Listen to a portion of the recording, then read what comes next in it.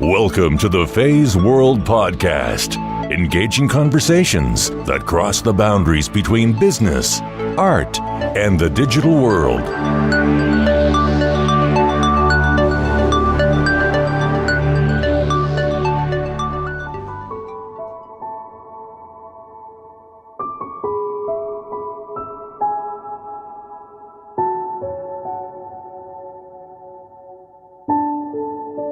The challenge was figure it out, right? Adapt. Be yourself.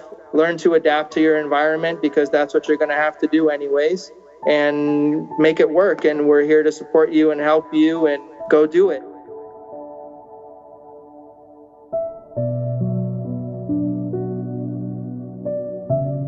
That was a really good change of pace for me because it allowed me to get more out of the experience rather than trying to, impose what I think should happen into the group. I said, you know what, I'm going to do the opposite and pay more attention and be more attentive, respond rather than react. The idea of perfection being a trap. You were given these ideals of it has to be perfect, you have to be perfect. If you're not perfect, you don't have anything useful to say. Our society creates these ideals of perfection and somebody reaches it for a minute and then they're not useful anymore. And I think that approach is not productive.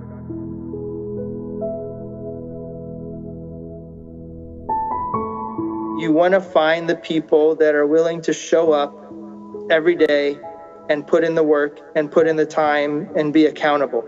And those are the people that you want to associate yourself with and engage with and connect with and build relationships with. Hello, it's Faye here from Feisworld. And I'm stuck inside my house right now in Boston while recording this intro. Yep, it snowed again in March. Can you believe that? It ain't a usual snowstorm either, but the one, that hits double digits. More reasons to work indoors, and I'm sure those of you who live in colder climate know exactly what I'm talking about. A couple of months ago, I decided to challenge myself to a different sort of MBA. The one is called altMBA. I think it stands for Alternative MBA, founded by one of my favorite teachers named Seth Godin. Over the course of 4 weeks, in between January and February 2017, nights and weekends, I connected with dozens of like-minded people, learning about business and about life. One of the people I met is named Gustavo Serafini. He is our guest today. Where others see obstacles, Gustavo sees opportunity. Gustavo consistently challenges himself to overcome the obstacles in his life, while inspiring others to do the same. As a successful entrepreneur, Gustavo overcame the odds of a historic recession and a host of naysayers. He finds joy in opportunity. He knows that difficulty will never outshine persistence, belief, and courage. His motto is, if I can do it, so can you. Gustavo and I worked together in a cohort during altMBA. He was always thoughtful with his comments and feedback.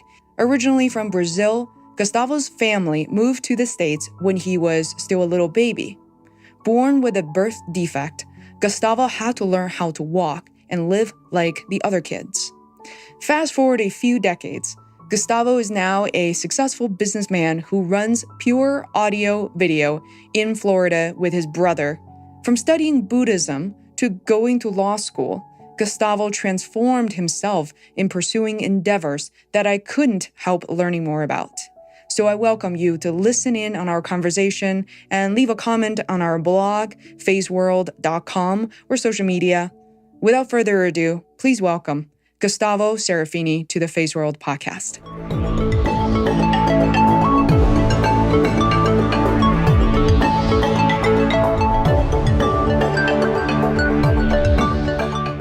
My listeners who don't know how we got to know each other, which is just about a couple of months ago, believe it or not, we met through Seth Godin's altMBA, which I believe stands for Alternative MBA, like a different way of approaching learning more about business and how to make it more practical.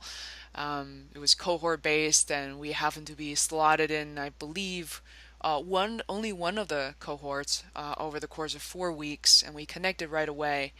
So yeah, I would love for this episode to be about a few things. So one of which is related to the altMBA.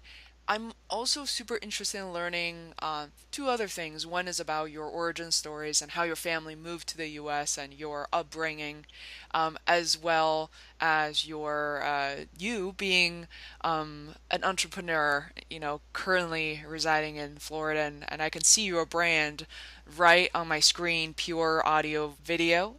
So I would like to hear a little bit more about the origin story, because when I read your bio, it hit me right away just how transparent, how vulnerable you are writing such a bio in front of 100, 200 people you had never met at that point. And eventually, you probably have met only 40, 45 of them. Worked closely with fewer, even more. So, tell me a bit more about how old were you when you moved over and why your family decided to immigrate to the U.S. Okay, so when I was born, I had have a condition called PFFD, which is proximal focal femoral deficiency. There were only about 12 people in the world at that time in '76 who had that condition. And, I was born in a small town in Brazil. So my father was a doctor. He had just finished his residency. And so they went out and, traveled and interviewed a bunch of doctors from all over the world: Japan, Canada, the United States, Argentina, Brazil, to figure out, how was this treatable? Would I be able to walk? Would I be able to, function normally in society and contribute? And so the idea was, that, very few people knew about this, and what was the strategy? What were the goals going to be? And they ended up really liking a doctor in the United States, and they decided to go ahead and make the move. And it was really difficult. They obviously didn't know English, and moving to a foreign country and all of those challenges. And I was 2 when they actually came over to the States, basically had an operation, and from there it was like prosthetics and braces and learning to walk, and it took a lot of time, and I guess everybody was learning, in a way as it went along.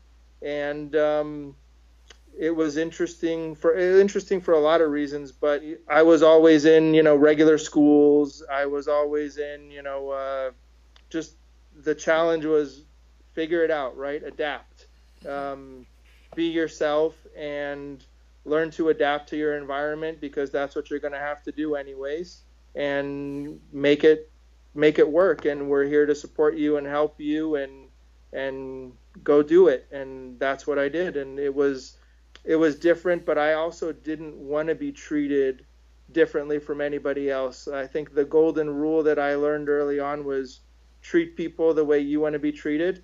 And for the most part, that worked out really well for me. So you mentioned you were only 2 years old. I didn't realize you were that young. And in a way, I guess it was the best decision to do that while you were, most kids only started to walk when they're about a year old.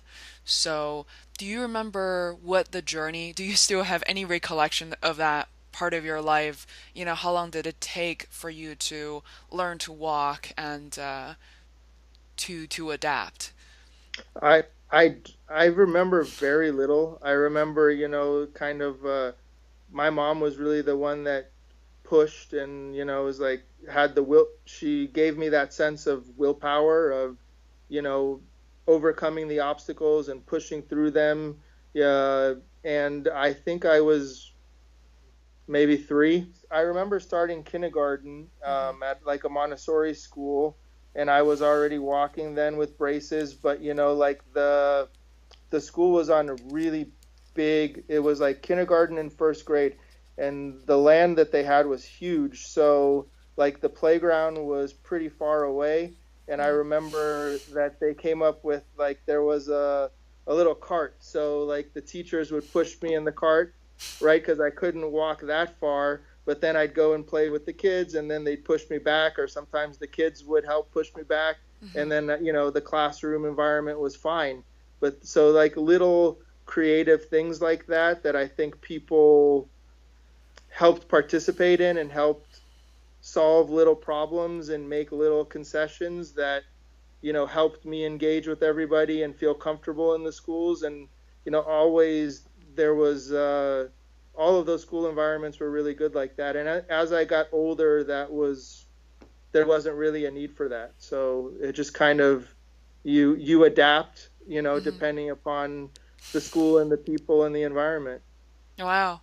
It's so funny that you mentioned Montessori school because I relatively recently I interviewed a young man named Gordon Lau on Feisworld who studied philosophy at New York University and whose family immigrated to Canada when he was only 3 years old, and he went to Montessori school as well. And as a 22-year-old today, he remembers so fondly of how he was treated, how learning was managed, and how different it was. And he wanted to attribute so much of his, current being, and whether I don't think he can call himself successful just yet, to what he learned. And also, on a related note, yesterday I was at my Taekwondo school watching another podcast guest named Dan Cooper, who is a principal performer for the Blue Man Group to teach a leadership program workshop at the Taekwondo school. Kids, 20 kids between the age of 10 and 16. And it was phenomenal to watch because one of the things he said is precisely what you just did, is that if we support one another, we will be so much better together.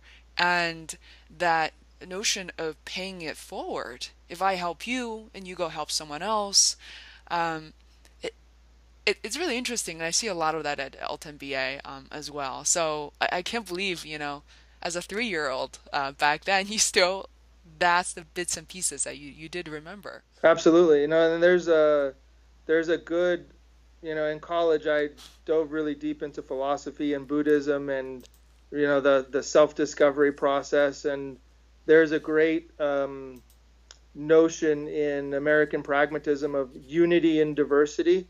So it's, understanding how we're all different but still staying unified in supporting each other and helping each other and not losing sight of the things that we have in common as human beings. That really works. And altMBA embraces that too, is we're all unique, but we still share these fundamental similarities that we can relate to and help each other with and grow from it. And I learned a lot from that in school, engaging with people. And I hope I brought some of that back too, is like, look, you can adapt, you can um, overcome obstacles and still give something back that's unique and interesting to people. Mm. Which I have to echo, and I will try not to jump ahead, which is I find when I was taking altMBA, I really I found you to be incredibly insightful and uh, you know very genuine in terms of your feedback and how you observe and listen very carefully of the conversation that we're having, which many people listening don't know that many of our classes lasted, where collaborations lasted for 3 or even 4 hours at a time, quick lunch break, and we'll regroup. So pretty intense sessions. You were very memorable in a way that you had a lot to offer to the group, but you also listened carefully. So there's a really good balance there. How did you gain that level of insight, or how have you always been this way? Is that does that sound foreign to you, or that's sort of how you're perceived amongst your friends as well? I'm curious. Well, thank you. I think that I came to the altMBA, as having a small business and having to be a leader and being put in that role for so long, my goals for the altMBA were to take a step back and kind of embrace the people, this group of talented people, and say, okay, I'm not going to lead. I'm going to observe and listen and absorb what's going on and try to be helpful. And I think that was a really good change of pace for me, because it allowed me to get more out of the experience rather than trying to, impose what I think should happen into the group. I said, you know what, I'm going to do the opposite and pay more attention and be more attentive and respond rather than react. And I think it was really, I got a lot more out of it. And yeah, that was my goal. So I wanted to take a different approach, and it helped me. So since we started talking about altMBA, and I have a sense of that people listening to this may have heard of Seth Godin, may have seen the ads of altMBA on Facebook or Twitter or elsewhere, and or even people who have taken the classes or are about to take the classes are thinking what to expect. It's fascinating to me that I am interested in knowing what will happen next for altMBA, or what did happen with our session was number 8, but what did happen between session 1 and 7? What did people learn then? What are they doing now? So let's dive in a bit. To me, my experience was outstanding. Above and beyond what I had expected. At the same time, I feel like some concepts and learnings are slipping already, that as much as I try to apply to my daily lives, and granted there's so many different ideas and concepts, what are some of the learnings that you remember the most, or sort of at the top of your list right now? Well, first, I share your thoughts there. It was a life-changing experience. It was fantastic. Much more than I thought I was going to get out of it. And I agree 100% that there's so much information that they throw at you in 4 weeks. It's impossible to truly digest it all in that period of time and even afterwards. But the two kind of key components that have stuck with me so far, the way the way it's structured, without getting into it too much, is we have these prompts, during the week where you have a project. You have to put the project out there, and then you get feedback from people on that project, and then you reflect upon that feedback. And that whole feedback loop was tremendous, because nobody was negative, right? Nobody was critical, because everybody was actually putting genuine effort into it. So there was no need to be critical. And the feedback was delivered in a way that was thoughtful, made you rethink your assumptions, pushed you further to improve whatever it is you had shipped. And then when you got to reflect on that, you really got the ability to say, okay, let me rethink what I did and let me try to improve upon it. And that whole feedback loop was tremendous. I really enjoyed that experience, and I'm trying to apply that, now to my business and to the people that I interact with, because it's, how often do we get to meet people that are willing to give us thoughtful feedback and help us improve something, and aren't, being naysayers and saying, well, that's not very good, you should give up on that. Instead, it's, here's how you can make it better. Yeah, absolutely. The feedback were very constructive. And not only that, I think there was a process of us trying to write each other very useful feedback. But all of us felt like we could have improved it even more. Just because we had the desire doesn't mean that we had necessarily the tools or the construct to make it better. I remember the discussion about how to give feedback, and immediately after that, I think you were commenting on one of my homework assignments where you were really zooming in and focusing in on one piece of feedback on one thing I should take away and rethink and improve upon. And I could also tell that you you spent some time to actually go over all the other people's feedback as well. So you don't write duplicated or kind of similar feedback. I remember one of the things you said is, why do more with less? Why not do more with more? And I was thinking it's really interesting because it's very counterintuitive. Because we are so ingrained in, that's one very, very, very specific example. And that's interesting. It's kind of breaking the conventions quite a bit. We seem like just normal people, right? And make me think that if we come together, there are a lot of things we could have done, a lot of wisdoms, even though we're not so-called the tier one, we're not the Seth Godin of the world. But we have a lot of value to offer one another. Absolutely. And maybe, hopefully we all will be, that, quote unquote tier one down the road, but we got the tools now in order to do that, right? Part of the process is showing up and being vulnerable and doing your work and making it better. And it's a long-term process. Like Seth Godin didn't get to Seth Godin, until he put all of those years of work in. And now we have the tools to follow our own path towards that goal or towards that, doing something remarkable. And I feel like the other thing I wanted to talk about is the idea of perfection being a trap. You were given these ideals of it has to be perfect, you have to be perfect. If you're not perfect, you don't have anything useful to say. If you're not tier one, your input isn't all that valuable.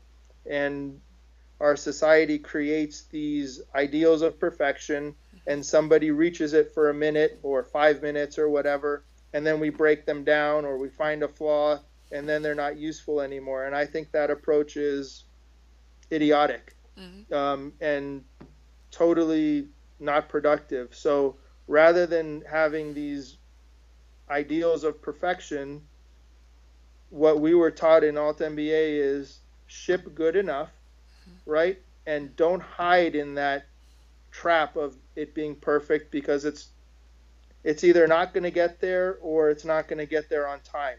So do something good and then work on making it better. And that is so valuable because it forces you to say, I do want to do something. I do want to make a difference. I want to make an impact. Here it is. I'm putting it out there to the world, and I'm using good feedback to make it better rather than never doing anything. That very much, I think, relates to business of any kind, even as for a blogger. And people say that it's easy enough to start a blog. I even argue that I see many people hold themselves back, including some of my clients, to say, I don't think I have anything sufficient or valuable to say. Then once you overcome that hurdle, you see, I think at one point, the calculation was that 90% of the blogs have a single article on them, and with no follow-ups from, dated years back. So related to that, I think there is that interrelationships and connections between altMBA and what you were talking about precisely with your business, pure audio video. So walk me through, how many years ago was this? I know at some point you were going to law school and there was a bit of a transition there. Tell me sort of the origin story of your company, please. Sure. So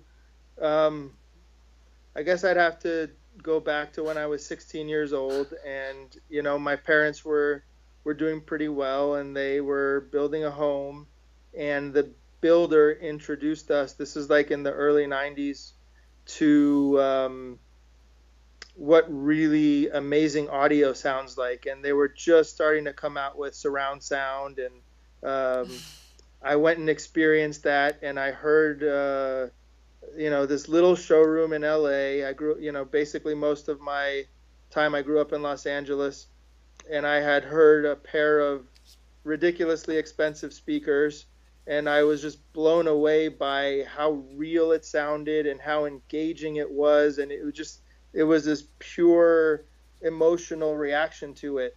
And it opened my mind to a whole other world that I didn't even know existed. So it kind of became a hobby of mine through all those years, something that I enjoyed.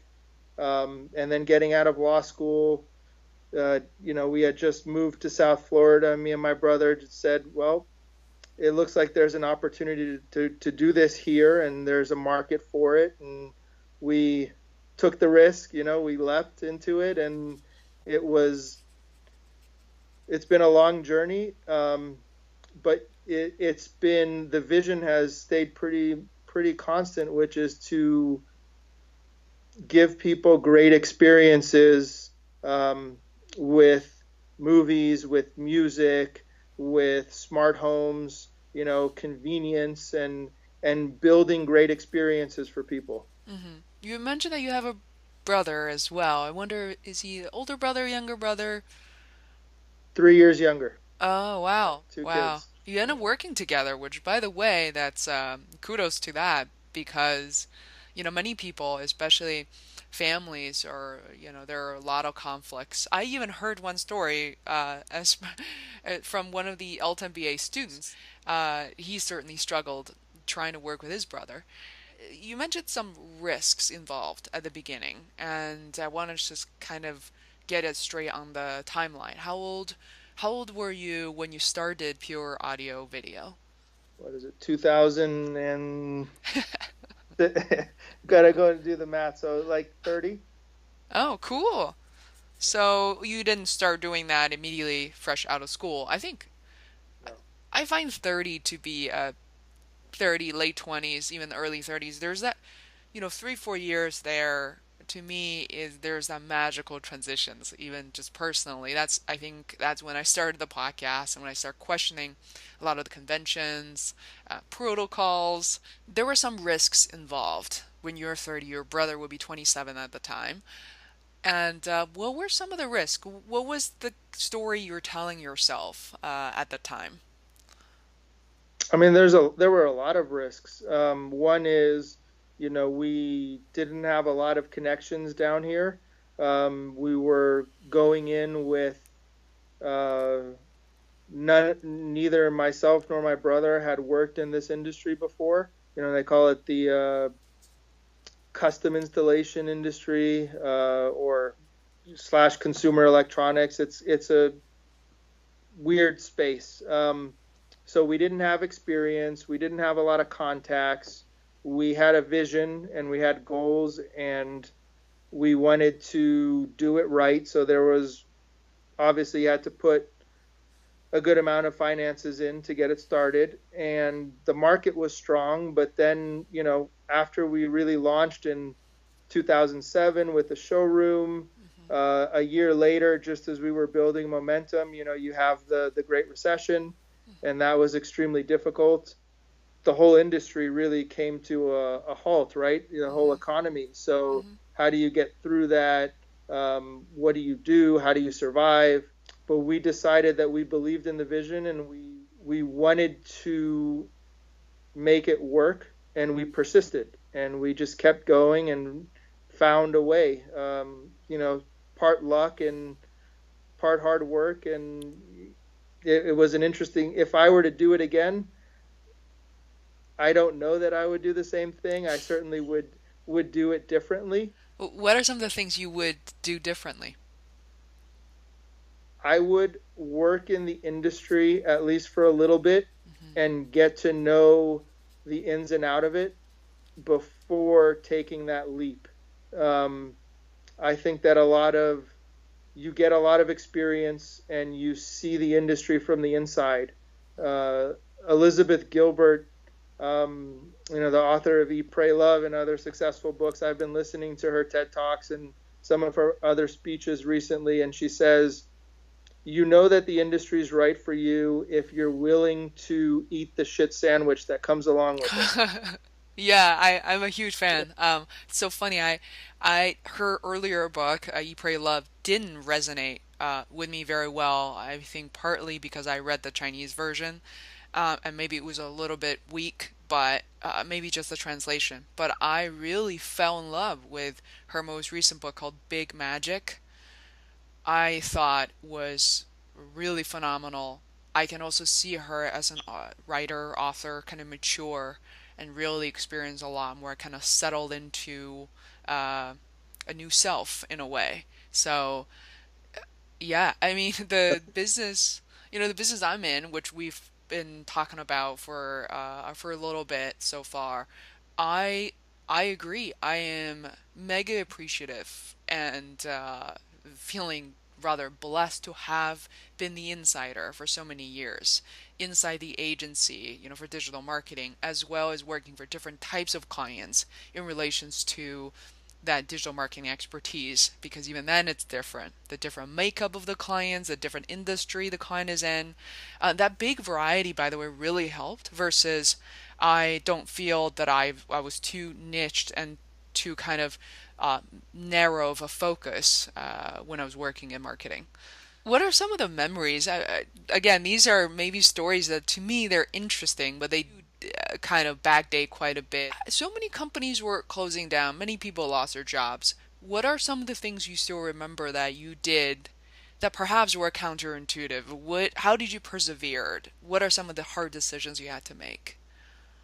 I mean, we kept the staff extremely small, and we made the commitment to pay the employees before ourselves, right? And always kept that going. And we just basically we tried events. We spent money on event marketing, PR firms, but we ended up really just taking the jobs that came our way, and that was whether or not we wanted to or whether or not it was a right fit. We took what we needed to take in order to keep going, because our thinking was, if we can survive this and we can keep going through it, eventually things are going to turn around and we're going to be able to do the work that we really want to do and are passionate about doing. But the biggest counterintuitive thing we did is we spent money on marketing and events and trying to build relationships. Was that effective to hire someone else to do it? Obviously, it depends on the quality of the hire as well. Was it helpful? So it was. I think a lot of the events didn't really pan out into sales, but they panned out into establishing new relationships, which was really beneficial. Mm-hmm. And then we ended up, there was a magazine at the time that was offering, if you do print ads with us, then we're going to introduce you to people at luncheons that you can meet up with. For us, architects and builders and interior designers are very important sources of business. So at one of these luncheons, I met a builder, stayed in touch with him for about a year, and then he ended up giving us that, breakthrough job that got us into that, luxury space, that we really wanted to be in. Isn't it interesting? I look back on some of the clients I'm working with closely, and currently right now, those are the relationships I've had. I had to actually go back to LinkedIn and see, how did I meet these people? How long ago was this? It was dated back in 2011. So that was 5 years before I went freelancing. It's incredible how valuable and relationships are, and how, long-term thinking you must sort of establish and hone in when you're running a business. You really can't be too short-sighted. Some of the things that I learned through altMBA is how do you know that you're making progress? How do you identify these are the valuable relationships that you should invest your time and money in, perhaps? What does the dip look like? How long would it be? And when do you have to quit? Both of us enjoy Seth Godin for obvious reasons, but also the Tim Ferriss podcast. I mentioned briefly, there's another one, James Altucher, I listen to quite often. And the question is, when do you quit? When do you know that you have to quit? It's kind of the related question as to how do you know you're making progress? I feel like those are related. And that particular question came up at least 10 times on each one of those podcasts. So at what point did you realize that you were making progress and this is something you and your brother really want to devote much of your time and energy into, versus when you were thinking, oh, is this ever gonna go, is this ever going to work out? What was that tipping point look like? So I think in a lot of small businesses, even when they grow very big, or as long as they just succeed, you have that moment where you're up against the wall. It's that do or die moment where you say, look, either it's going to work or it's not going to work. And for us, it was that builder who gave us that opportunity. He happened to be the client was a pretty famous NFL player, local down here to Miami. And for us, it was that moment. Like, I think we knew if we get this job, and there were, like 8 other companies competing for it. And we knew if we get this, our foot's in the door, and we can build on this and do what we want to do. And we ended up getting the job, and just, wonderful human being, wonderful family. We're still in touch today, and, friends, and go out to lunch. And we tell him, we're eternally grateful for that opportunity. And I think, to answer your question of how do you know who to invest the time into, the altMBA has given me a new perspective on that. And it's, you want to find the people that are willing to show up every day and put in the work and put in the time and be accountable. And those are the people that you want to associate yourself with and engage with and connect with and build relationships with. I also want to add to that, certainly credits to altMBA. It has given all of us a new set of perspectives, and sort of challenge our previous assumptions. Many of the altMBA students were already successful, but I feel like it's almost elevating us to a different level.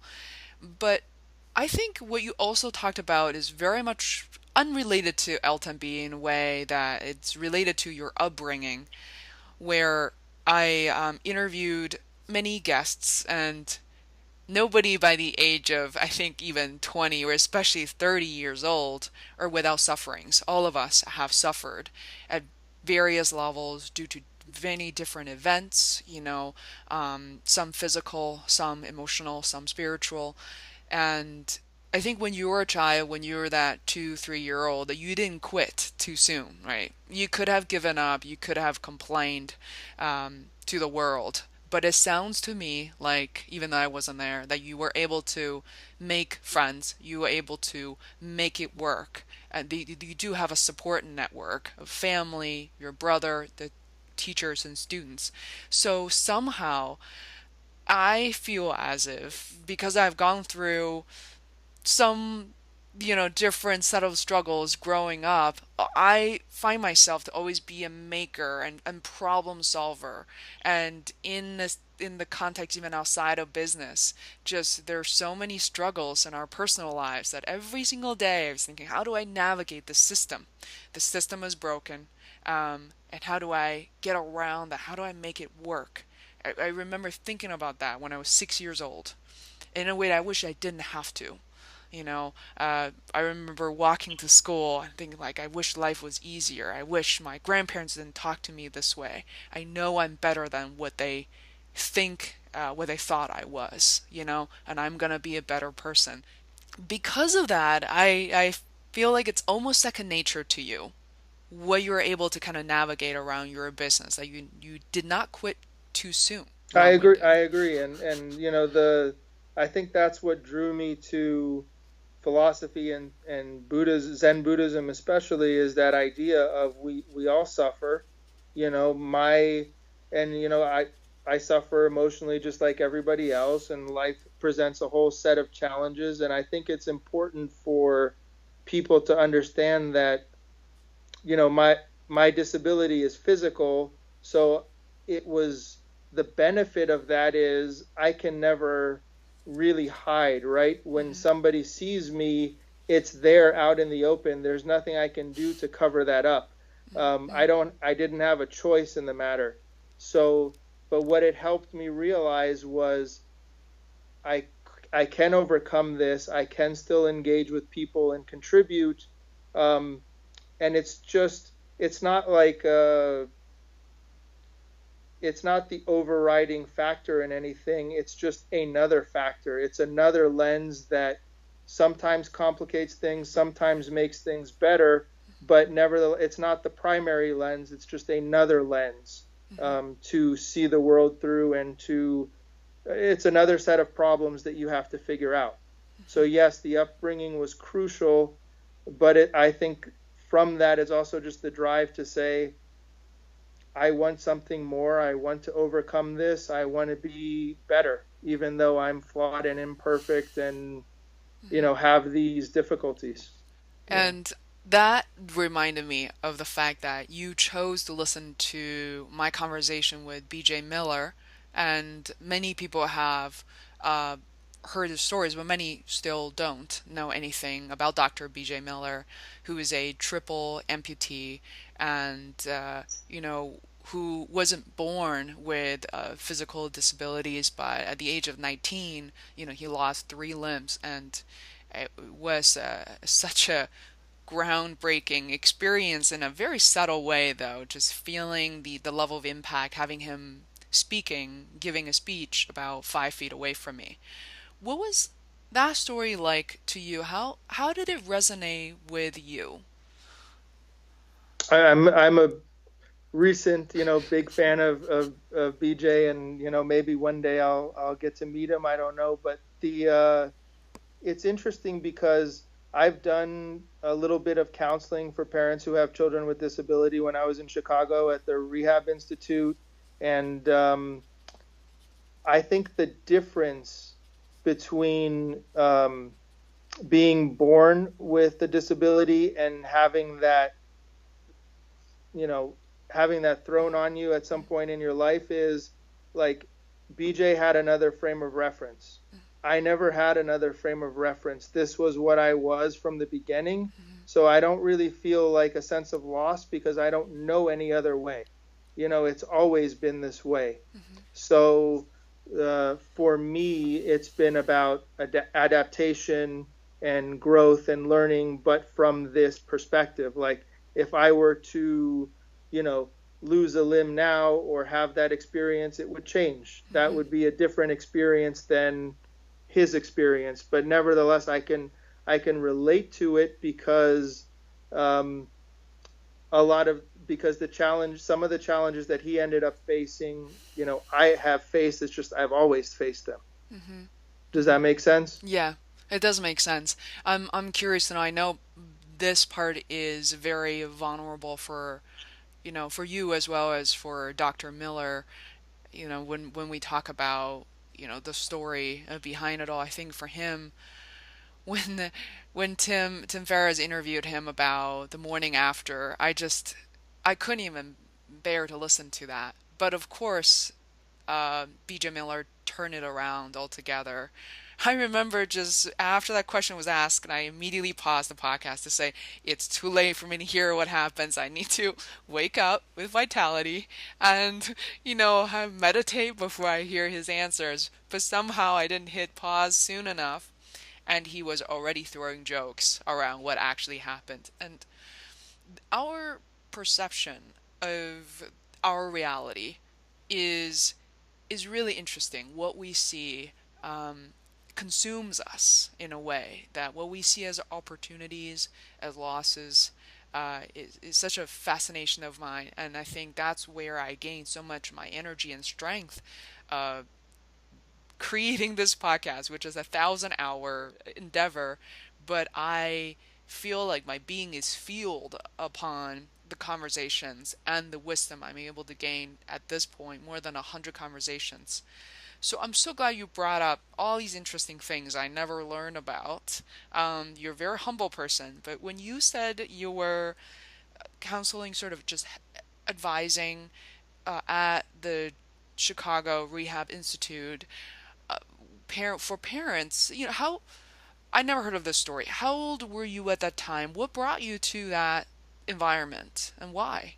I mean, it was a very brief period of time. I was in grad school, thinking that I was going to be a professor, and decided not to do that. But I had some spare time, and I was getting my prosthetic serviced there by a prosthetist, and I think he mentioned it. And I said, okay, that sounds like something interesting, something that I would like to get involved with. And it was a great experience. I hope to do more of that one day. But it was beneficial because, you got to see the fears that the parents had. Mostly it was young kids, and what they really wanted to hear about was, what was your story? How did you adapt? How did you deal with bullying, or, test taking, etc. What were your experiences like? And it was basically sharing those experiences with them, and those stories with them helped them feel like, okay, if you can do it, then there's a good chance that my kids will be able to do that as well and succeed and make it through. It's very emotional for me to hear that, because I interview several guests who echo that exact feedback. It's about being there, sharing your stories, and not to be judgmental, not to offer or advise something, at a level that perhaps the parents and children aren't ready for. And I interview the gentleman, Chris Edwards, about the transgender issue and topic, and he was telling me that, only if his parents knew that he was going to be okay, and just stories that to help them realize that, well, there is a different path. There are other options. There could be a different path, would change their world altogether. Today, and I'm hoping for that young transgender people are given way more options and psychological support to sort of go through this period. Thanks for sharing the story. And you brought up bullying. That's another area I almost kind of wanted to delve into right away. But as you know, I coach. One of the reasons I like to teach young children at my Taekwondo school is because bullying is such a common phenomenon at public, private schools all around the world, right? And what were some of the experiences for you, and what type of help and resources did you gain from that? I mean, back then it wasn't, I don't think it was as pervasive as it is today, but it still existed. I mean, me and my brother went to the same school for, I think, up until 7th grade. I was in 7th grade. So, I think just having him there was beneficial. I never really experienced much of the bullying, if at all. And then when I went into junior high, I don't know if this is a good or bad thing, but my solution for it kind of was accidental. I was in biology class, and I was sitting next to a football player, and he was looking at my homework, right? And so I was like, okay, if you're only cheating yourself by not doing it, so go ahead, take the answers, I don't care.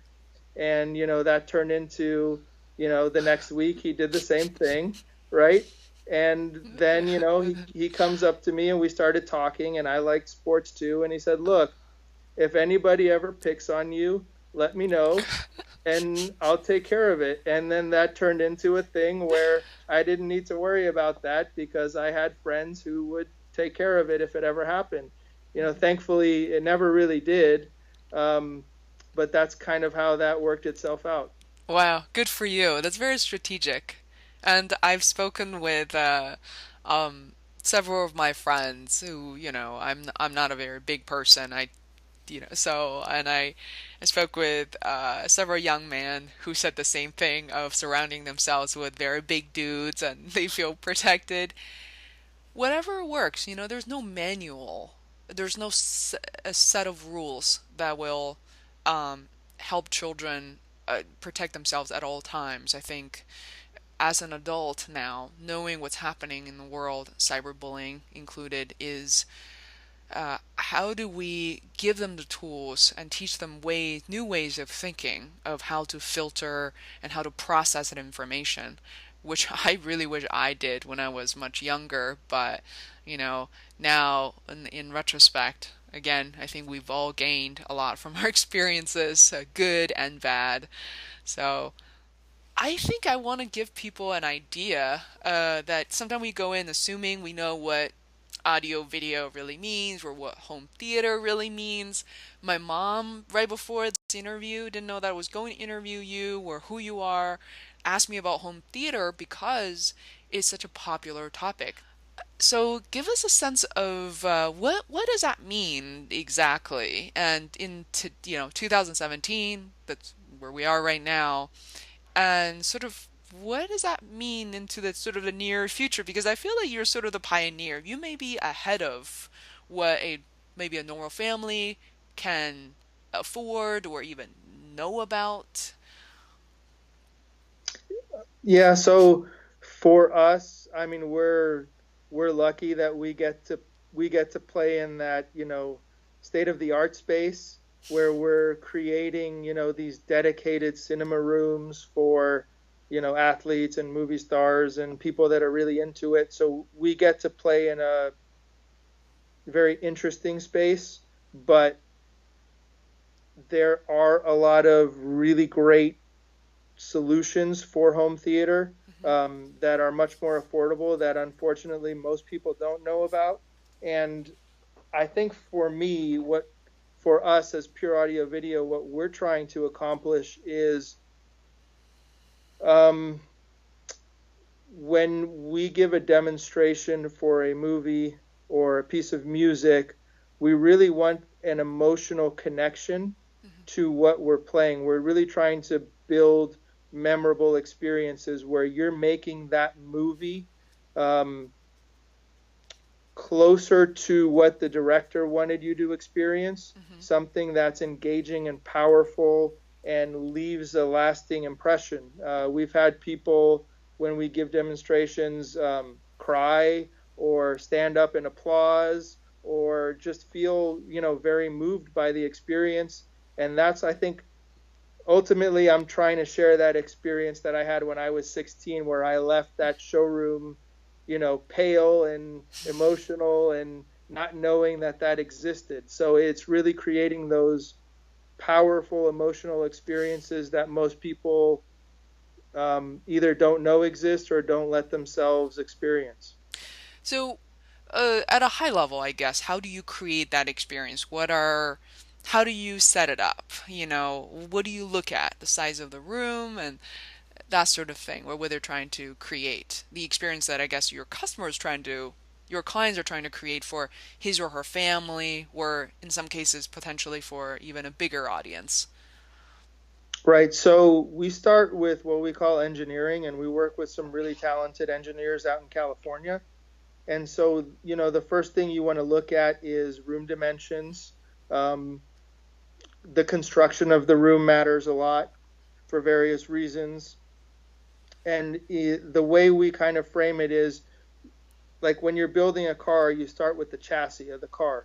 If the chassis of the car cannot support the engine that you want to put it into, you can buy, hundreds of $1,000s worth of equipment and not get a good result. You're throwing your money away. So it starts with creating the proper foundation in the building process, in the room dimensions, in order to be able to get the right experience out of it. And then when you do that, the equipment, obviously the engine still matters, but it's not as important. You can get a tremendous experience with a lot of different kinds of equipment when your foundation is correct. It sounds rather complicated because the area I'm living in right now is pretty saturated in terms of how many more houses people can throw in. But I do, and every time when I do walk by a newly renovated or just newly built home, I can't help myself just taking a peek and just, what does the basement look like as far as you could actually see it. So how early do you have to be involved in the process of building this? Does it have to be a brand new home? Could someone give you a call when they have, say, live in the home for the home has been around for 100, 200 years, which is quite common in the Boston area. Yeah, so the obviously when the home is new and you can get involved with the architect, it's ideal. There are certainly solutions for every problem. So if it's an existing home, the biggest challenge there is, are the wires in place, and are they, do you have the correct wires? And if not, can we get there? Like, do you want us to, make holes in your walls and you're going to have to patch those up to get the wires where they need to be? And as long as that answer to that is yes, then we can certainly, offer them tremendous solutions. There are products on the market now that you can get really amazing performance in an existing room without, doing all the sound treatments and doing all the other elements of building the room out. It's not perfect, it's not ideal, but you can still get a great experience. And ultimately, that's what matters. Is the key is figuring out, what do you want to experience? What are you looking for? And then showing them and educating people and saying, this is what we can offer, and seeing if they're comfortable with that or not. What are some of the options that are currently in the market that people could install or consider more easily? So what are some of the options online, like Amazon? Yeah, I mean, so you can go and get like the simplest solution I can think of is there's sound bars now that, they come with a wireless subwoofer, and those sound bars can create the illusion of surround sound in the right environment, as long as there's, side walls on the left and the right in order to reflect the sound so that it appears as though you're immersed by multiple speakers. That's the simplest solution, and when you put it in the right space, it can be very effective. Just in case people are listening to this and are thinking, okay, if once I cross that line and into the space that you're in, where your company is in, when should people contact you or sort of get in touch with you? How do they categorize themselves as someone, a business or an individual who should work with pure audio video? It's difficult to put like a solid, say, if you're spending X, then you're our client, and if you're not, then you're not. We don't really look at it that way. It's more about, it's just a case-by-case basis of saying, I want really good surround sound in my living room, and I want to be able to control it from one app, right? And have a TV and have a surround sound system. We're happy to help with that. It's just about, I think the easiest way to explain that is, if you are past the point of, I'm going to do it all myself, and you want to consult with somebody who does it for a living and is an expert in it, that's when you contact people like us or other companies in the marketplace to say, I want to have a better experience. I want it to be more like, not necessarily in terms of size, but in terms of quality, like an IMAX or like a really good theater. And that's one of the things that, growing up in LA, it's a little sad that there's so many great commercial theaters in Los Angeles. Throughout the rest of the country, I've lived in Chicago, visited New York, Florida. The level of commercial theaters is not as high everywhere else. Yeah. So people don't get to experience something amazing as easily. Yeah. And that's where it becomes an educational process, because they haven't had that experience before. Because what we can do and what you can do in your home, pretty reasonably priced, is better than the average commercial theater. That's fascinating. My last question related to the business is it's fascinating because it's so outside of my domain. Do you guys conduct installations outside of Florida, or do you prefer to kind of hone in on the clients within the state of Florida? If it's the right situation and the right client and the right job, and just to say something really quick, so Mm-hmm. we're, like Seth Godin says, right, we're not for everybody, Yeah. and we're not trying to market to everybody. We are trying to do something remarkable within our niche. Mm-hmm. And so we've done work in Turks and Caicos, we've done work in Costa Rica. Um, Most of our jobs are in South Florida because, they're complicated installations. Mm-hmm. People are they're automating their home, right? And there's service involved with that. So it's better to be local, Mm-hmm. but certainly there are tools in place where we can service projects remotely. Mm-hmm. And if the opportunity is right and the client, we really click with the client, we're happy to travel. Like we're doing a job up in Tampa later this year, and that's 4 hours away from us. Mm-hmm. So, you really have to evaluate the situation to make sure that the expectations between both parties are lined up. Mm-hmm. My final question, and I think we can, it's a great learning process so far. People living in Boston or California, in some of the states that, if we assume that you cannot service right now, what should people look at or use as evaluation criteria when they go out and try to hire the right people, right companies such as yours? What are some of the questions they should be asking or thinking about? That's a great question. I think it ultimately comes down to, when you're not in an industry, the technical elements are going to be foreign to you. So it's not about necessarily delving deep into that. Mm-hmm. It's more about, word of mouth referrals, if they've worked with somebody that Mm-hmm. but ultimately it comes down to trust. Mm-hmm. Is, do you feel comfortable? Are they trying to educate you Mm-hmm. on the process? Are they being transparent about what they're providing? Mm-hmm. When they give you a proposal, when we give a proposal, our proposals are line itemed. Mm-hmm. They may not know what that component is, but when you go through it with them, it's a process. They Mm-hmm. understand it. They can wrap their heads around it. They know more or less, right, what they're getting. And our goal is to always exceed those expectations. But it's a process of trust, of communication, Mm-hmm.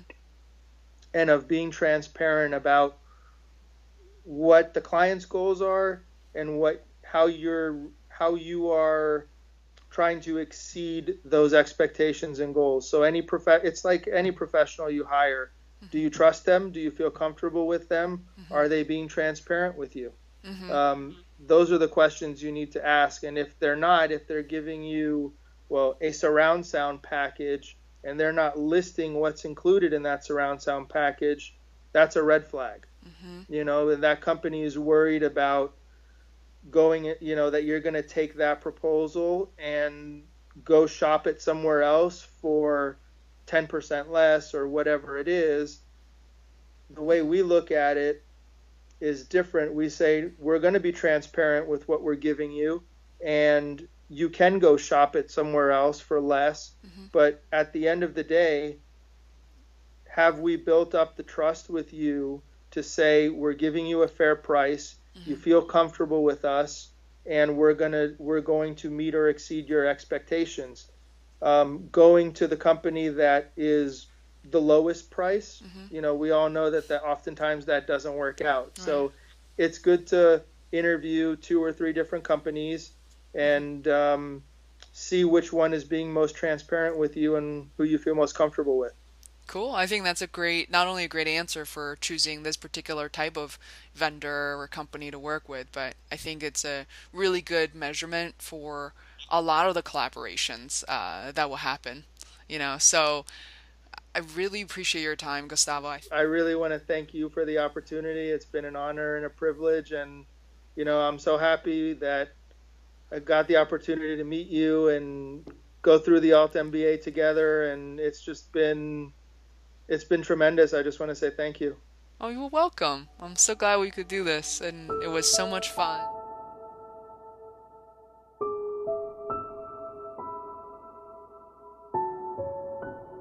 Hey, it's Faye. I'm back for a few words at the end of the show. I hope you enjoy what you heard. You can visit us online at feisworld.com to find out other episodes from this category or topic, or you could explore other awesome people who are artists and designers, digital marketers, performing artists, authors and speakers, entrepreneurs, students, educators, and more.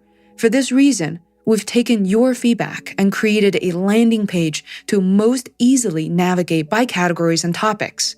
Simply visit podcast.feisworld.com to learn more. Sincerely, I want to thank you for your support. Bye for now.